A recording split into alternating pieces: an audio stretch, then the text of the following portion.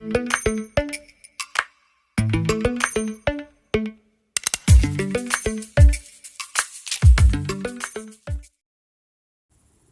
वालेकुम। Class 9th maths factorization unit number 4 और आज इस सिलसिले में हम सेकंड पार्ट डिस्कस कर रहे हैं और इसमें चैप्टर नंबर 4, 5 और 6 के ऊपर बात करेंगे। और सबसे पहले यूनिट नंबर 4 का फर्स्ट पॉइंट आपको डिस्कस करते हैं और फैक्टराइजेशन है और इसमें ज़्यादातर MCQs आने के चांसेस नहीं होते। चंद अहम MCQs आपसे डिस्कस करते हैं जो एग्ज़ाम में आ सकते हैं। यहाँ कहा हुआ है dash the remainder when x square minus 3x plus 4 is divide by x minus 2। तो फौरी तौर पे x माइनस 2 से हम वैल्यूज़ निकाल लेते हैं जो कि 2 आ गई। अब देखना ये है कि हमारे पास जो एक्सप्रेशन दिया हुआ है वहाँ x की जगह हमें 2 वैल्यू रखते हुए इसे फाइंड आउट करना पड़ेगा कि क्या इसकी वैल्यूज़ आती है। 2 का स्क्वायर 4 आ जाएगा और -3 टू द 6 और 4 और रिज़ल्ट हमारे पास 8 माइनस 6 यानी कि 2 आंसर आ गया। तो ये पॉइंट आने के चांसेस हैं। अब सेकंड पॉइंट पे आ जाते हैं। तो सेकंड पॉइंट में हमें कहा है कि इसके फैक्टर्स बताएं और हमें इसमें मिडल टर्म ब्रेक करनी है और इस तरीके से करनी है कि ऐड करने पे मिडल टर्म बने और मल्टीप्लाई करने पे साइन लास्ट टर्म से मैच हो। तो फैक्टर कर लेते हैं, यहाँ पे आपके सामने किए जा रहे हैं और फैक्टर से हमें 2 टर्म ऐसी बनानी है कि +2 हमारे पास मिडल टर्म आए। तो एक तो बन गई 3 2 ज़ा 6 और एक 2 2 ज़ा 4।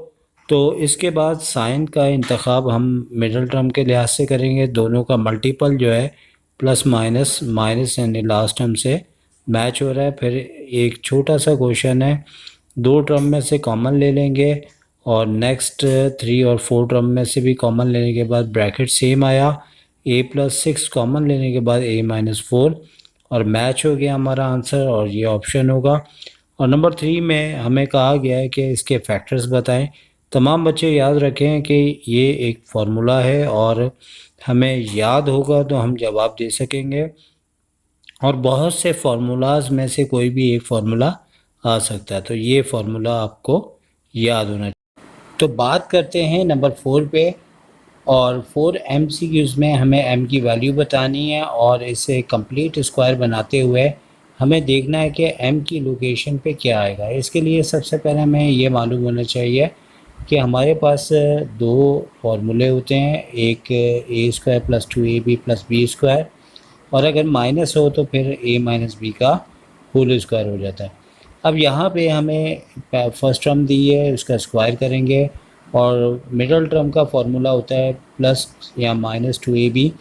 तो a की जगह पे तो x आ गया जो कि हमने फर्स्ट टर्म का स्क्वायर लेने के बाद a की जगह x रिप्लेस किया। अब हमें ये देखना था 4x लाने के लिए हमें सेकंड ब्रैकेट में 2 रखा और जिससे कि 4x बन गया। 2 का स्क्वायर करने के बाद हमारे पास आंसर हो जाएगा 4। तो लिहाजा इस MCQs का करेक्ट आंसर यानी m की वैल्यू 4 होगी। और बिल्कुल उसी तरह नंबर 5 पॉइंट भी है और इसमें आपको जो है वो मिडल टर्म बतानी है जबकि पहले लास्ट टर्म बतानी थी। और इसकी पहचान ये है कि अगर फर्स्ट और सेकंड टर्म दोनों का स्क्वायर बने तो यकीनी तौर पे हमें मिडल टर्म बतानी होती है। तो अब हम यहाँ से a का स्क्वायर यानी कि x² का होल स्क्वायर किया और 64 8 का स्क्वायर होता है। अब मिडल टर्म मालूम करने के लिए प्लस माइनस का 2ab होता है। a हमें मिल चुका है जो कि x² है, b 8 है। अब सिंपल इसको मल्टीप्लाई करना है जो कि बहुत ही आसान है, 16x²। अब यहाँ पे देखना है कि अगर प्लस माइनस दोनों साइन है तो वो आंसर होगा और अगर सिर्फ प्लस में लिखा है तो फिर उसी के लिहाज से आंसर होगा, जबकि दोनों प्लस माइनस भी हो सकते हैं। अब बिल्कुल पहले की तरह एक पॉइंट हमने आपके लिए बनाया है और जो यहाँ पे मिडल टर्म में हमने x y के साथ m लिखा है। तो m की वैल्यू हमें फाइंड आउट करनी है और इसमें भी हमें मिडल टर्म ऊपर वाले नंबर 5 पॉइंट की तरह मालूम करना है कि मिडल टर्म मालूम करनी है। और मिडल टर्म -2ab है और a की जगह पे 2x आ गया और b की जगह पे 3y आया। अब हमने चूँकि मिडल टर्म माइनस में दी हुई थी और जब मल्टीप्लाई किया तो -12xy आया जो कि ऑप्शन में मौजूद नहीं था, जिसकी वजह से हमें फिर चूँकि हमें 12 दिया है और हमारे पास माइनस में आया है, और फिर हमें मजबूरन इसका आंसर नो इन ऑल पे हमें ट्रिक करना होगा। और अगर तो सेम मैच हो रही है तो फिर वही आंसर होगा। एक और पॉइंट ले लेते हैं, और ये एग्ज़ाम में बहुत ज़्यादा आता है, लेकिन एग्ज़ाम में जो आता है वो a² - 3a है, लेकिन यहाँ हमने a को x की सूरत में लिखा हुआ है, इससे कोई फ़र्क नहीं पड़ता। इसमें हमें लास्ट टर्म पता करनी है, और इसमें एक टेक्निकल प्रॉब्लम आता है जिसे आपको समझना होगा। अब फार्मूले के लिहाज से फर्स्ट टर्म का तो स्क्वायर बना लिया, और -2 फार्मूले का, और माइंड के अंदर ये रखना है कि हमें माइनस का 3x बनाना है। और माइनस का 3x बनाने के लिए हमें देखना है कि 2x को किससे मल्टीप्लाई करें कि हमारे पास 3x आ जाए। तो 2 को तो हटाना पड़ेगा, जिसकी वजह से अपॉन में 2 लगा दिया, और 3 लाना है, इसके लिए हमने 3 लिख दिया। फिर इसका स्क्वायर करते हुए हमें आंसर 9/4 आ गया। और यहाँ पे अब ट्रैक चेंज है, यानी कि एक सेकंड पॉइंट है, और यहाँ पे अगर आप अकल से करेंगे तो बड़ा आसान होगा। x की जगह 0 वैल्यू रखनी है, और सिंपल हर x अगर 0 होगा तो इसका कोफिशिएंट भी 0 हो जाएगा, और सिर्फ जो बग़ैर x के कोफिशिएंट है वही इसका आंसर होगा। लेकिन फिर भी हम करके आपको दिखाया कि इसका आंसर 100 आ गया। अब यहाँ पे दोनों ब्रैकेट को मल्टीप्लाई करना है सिंपल तरीके से। पहले x को x + 12 से मल्टीप्लाई करेंगे, और मल्टीप्लाई करने के बाद फिर -1 को x + 12 से मल्टीप्लाई करेंगे, और यहाँ पे मिडिल टर्म जो है वो 11x आ जाएगी, और माइनस के 12 है। अब मैचिंग करेंगे तो हमारा सेकंड ऑप्शन मैच नहीं हो रहा, बल्कि थर्ड ऑप्शन मैच हो रहा है। अब आ जाते हैं यूनिट नंबर 5, यानी कि अलजेब्रिक मैनिपुलेशन के नाम से एक नया चैप्टर उन्होंने थोड़ा सा नाम चेंज किया है। यहाँ पे HCF का एक फार्मूला होता है, जिसको हमें देखना है कि बुक के अंदर हमें जो फार्मूला दिया गया है उस लिहाज से हमें फार्मूले को याद होना चाहिए। अलबत्ता जैसे यहाँ पे PX QX दिया है, तो बाज़ औक़ात आपको P और Q कैपिटल दे देते हैं, तो फर्स्ट ऑप्शन तो इसका नहीं है, अलबत्ता ये हमारा ये वाला ऑप्शन होगा, ठीक है। और ये भी नोट कर लीजिएगा। आप नंबर 2 पे बात करते हैं तो यही बात है, सिर्फ़ और सिर्फ फार्मूले में ये है कि LCM जो है वो HCF के साथ जाके मल्टीप्लाई हो जाएगा, और इस तरह से LCM तो ऑलरेडी मौजूद है, HCF की लोकेशन खाली थी, हमने वो लिख दिया, और हमारे पास HCF इसका करेक्ट आंसर हो गया। अब नंबर 3 पे आ जाते हैं, तो इस तरह का पॉइंट तो अक्सर पेपर में आता है। याद रखें कि जब HCF का कहा जाता है तो इसका मतलब है कि दोनों टर्म में से आपने हाईएस्ट कॉमन लेना है। तो यहाँ पे कांस्टेंट तो कोई भी नहीं है, अगर है तो 1 है, तो दोनों में जो वेरिएबल होगा वो लिया जाएगा, और छोटी पावर वाला लिया जाएगा। अब जैसे कि इन दोनों में y² मौजूद है और छोटी पावर स्क्वायर के साथ है, और HCF का 4 पॉइंट में हमने ज़रा कांस्टेंट भी लगाया। तो देखिए, याद रखें कि दोनों टर्म में अगर कोई जैसे 8 है और 24 के टेबल में आ रहा है, तो इसका मतलब ये है कि अगर ऐसा हो रहा है तो इसका कांस्टेंट जो है वो कॉमन हाईएस्ट जो है 8 आएगा, और x दोनों में मौजूद है, छोटी पावर यानी 1 आएगी, y भी दोनों में मौजूद है, छोटी पावर 1 आएगी। तो ये इसका करेक्ट आंसर हो गया।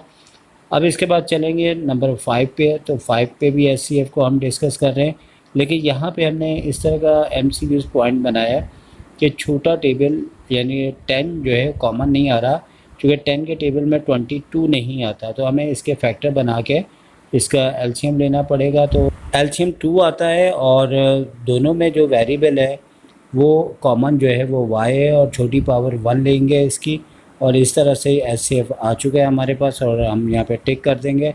नंबर 6 में भी एक नए अंदाज से कि यहाँ पे आपको फार्मूला कहीं अप्लाई करना होगा, और कहीं मिडिल टर्म ब्रेक भी दी जा सकती है। तो यहाँ पे x² - y² पे फार्मूला अप्लाई कर दिया, जबकि सेकंड जो है x + y same to same आया। HCF में वो लिया जाएगा जो दोनों में है, और छोटी पावर चूँकि यहाँ पावर तो सेम है, तो x + y की पावर 1 आएगी। और 7 में हमने कुछ ऐसा पॉइंट लिया है जो आपको कुछ ऐसी बात समझा सकें जो अगर आए तो आपको दिक्कत ना हो। x² - y² पे तो फार्मूला अप्लाई हो गया, P + Q है, अब सिर्फ ये देखना है कि इन दोनों में कोई भी ब्रैकेट सेम नहीं बल्कि वेरिएबल भी डिफरेंट है, लेकिन ये याद रखें कि हर टर्म के साथ 1 तो मल्टीप्लाई होता है और इस सूरत में आपका 1 आंसर आ जाएगा। तो उम्मीद है कि ये MCQs आपको अच्छी लगी होगी। नंबर 8 में भी हम HCF को डिस्कस कर रहे हैं। यहाँ पे दोनों जगह फार्मूला अप्लाई करने की ज़रूरत नहीं है, x माइनस वाई सेम है लेकिन छोटी पावर वाला हम कॉमन ले लेंगे। अब एलसीएम में थोड़ा सा टेक्निक इसकी डिफरेंट होती है कि दोनों में हो वो भी लेंगे और बड़ी पावर का लेंगे, और अगर दोनों में नहीं है फिर भी वेरिएबल हमें कॉमन लेना होगा। फर्स्ट वाले में हमने कांस्टेंट नहीं रखा ताकि बात को आपको बेहतर करके समझा दें। अब यहाँ पे टोटल 3 वेरिएबल है पी वाई जेड, तीनों ही आएंगे लेकिन तीनों बड़ी बड़ी पावर में आएंगे। जैसे पी तो 1 पावर के साथ है वही आ गया, लेकिन दोनों वाई को देखें तो एक जगह स्क्वायर एक जगह 4 है। यहाँ पे एलसीएम में बड़ी पावर आएगी जबकि एचसीएफ में छोटी पावर आती है और कॉमन होना ज़रूरी है। और जेड क्यूब भी हमने ले लिया जो कि सिर्फ फर्स्ट वाले में था। और नंबर 10 पॉइंट है, अब यहाँ पे कांस्टेंट भी हमने लिख दिए हैं। तो कांस्टेंट 8 और 24 में देखना है कि क्या कॉमन इसमें से एलसीएम की सूरत में ये होता है कि हमें वो नंबर लेना होता है। जैसे 24 है तो 8 इससे डिवाइड हो रहा है, तो इसका मतलब है कि इस सूरत में कांस्टेंट भी बड़ा वाला लिया जाएगा, लेकिन बशर्ते फर्स्ट नंबर यानी कि उसके टेबल में आता हो। तो 24 आ गया, एक्स दोनों में है वो ले लेंगे जिसकी पावर बड़ी है, तो एक्स स्क्वायर आ गया। वाई में भी बड़ी पावर, जेड अगर सिंगल टर्म में फिर भी आएगा। तो यही इसका आंसर है और अपने 4 आंसर में से सिलेक्ट करते हुए हम आंसर बता देंगे। तो इसमें ये गालिबन हमारा आंसर कोई भी इसमें मैच नहीं हो रहा, फिर इसको नो इन ऑल कह दिया जाएगा। ठीक है, अब 11 जो पॉइंट है इसके ऊपर आ जाते हैं। तो 11 वाला पॉइंट भी आपको एलसीएम के ऊपर दिया हुआ है, और यहाँ पे हमने जैसे एचसीएफ में डिस्कस किया था कि 10 22 के टेबल में नहीं आता, तो इस तरह से हम इसका एलसीएम लेंगे, इसके फैक्टर्स बनाएंगे तो देखेंगे कि हमारे पास 22 और 10 के क्या फैक्टर आते हैं। तो 2 से डिवाइड किया, फिर उसके बाद 11 से कर दिया, फिर 5 से कर दिया, और तीनों को मल्टीप्लाई करेंगे तो 110 बनेगा। और 110 यानी कि 2 इंटू 5 इंटू 11, तो एलसीएम के अंदर इस सूरत में 110 आएगा। और दोनों में एक्स नहीं बल्कि पहले में, लेकिन फिर भी लिखा जाएगा। और वाई दोनों में है बड़ी पावर वाला, और जेड स्क्वायर में। तो ये ऑप्शन हमारा मैच हो रहा है और हमने मैचिंग करते हुए टिक कर दिया। अब 12 के अंदर आते हैं तो बिल्कुल एचसीएफ की तरह हम ले रहे हैं, और फर्स्ट एक्सप्रेशन में फार्मूला अप्लाई हो रहा है, जबकि सेकंड में सिंपल एक्स प्लस वाई लिख देंगे। और यहाँ पे हमें जैसे एक्स प्लस वाई दोनों में 1 टाइम आएगा और पावर भी सेम है, एक्स माइनस 1 भी लेना होगा। और यहाँ पे अगर इस तरह ऑप्शन दिया हुआ तो उसको देखेंगे, नहीं तो यहाँ पे फार्मूला अप्लाई हो रहा है, फार्मूला अप्लाई कर देंगे।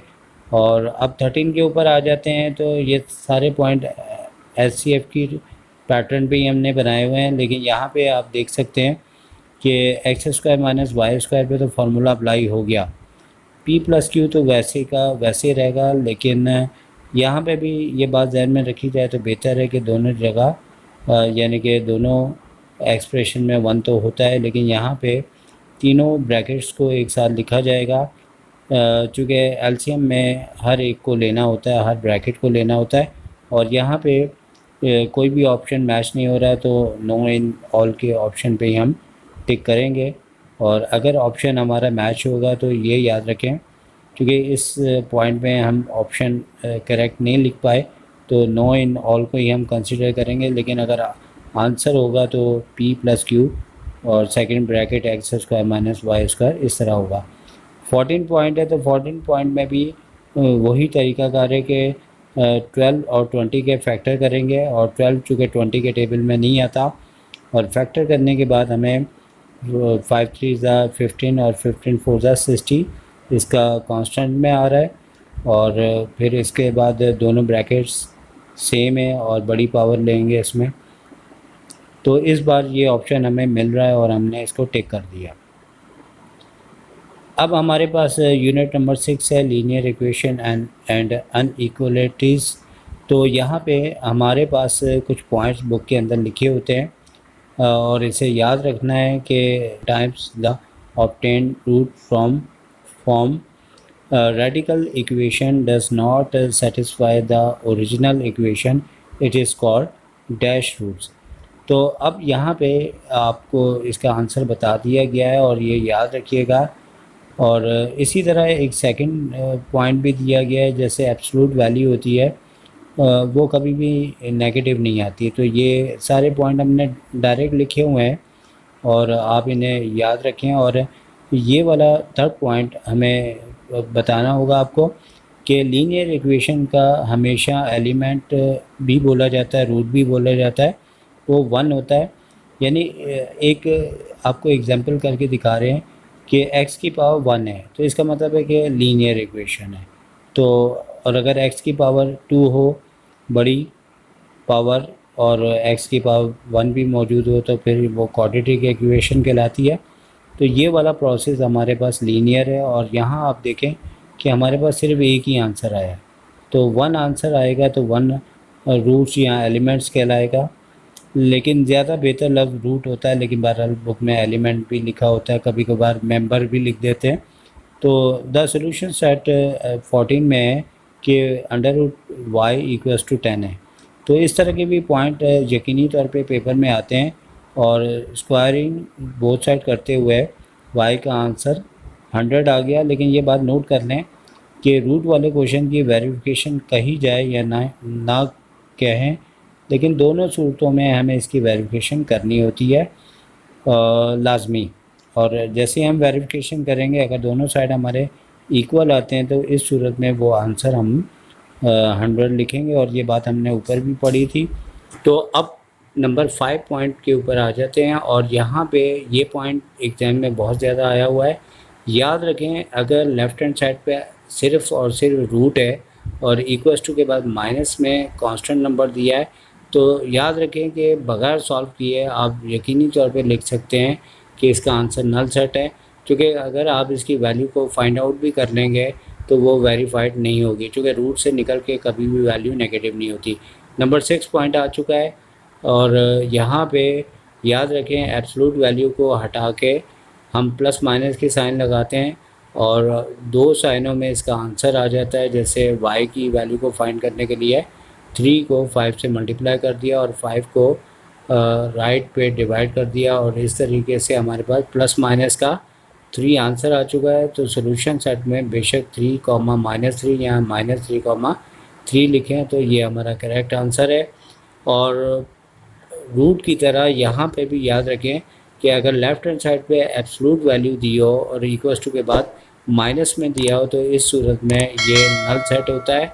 और याद रखिएगा कि हमारे पास ये ब्रैकेट के अंदर जो नल सेट दिया होता है ऐसा नहीं होता है। एक बार ऐसा ऑप्शन आया था। तो उम्मीद है कि आज की ये वीडियो आपको समझ आई होगी। आपसे इजाज़त चाहेंगे। टेक केयर, अल्लाह हाफिज़।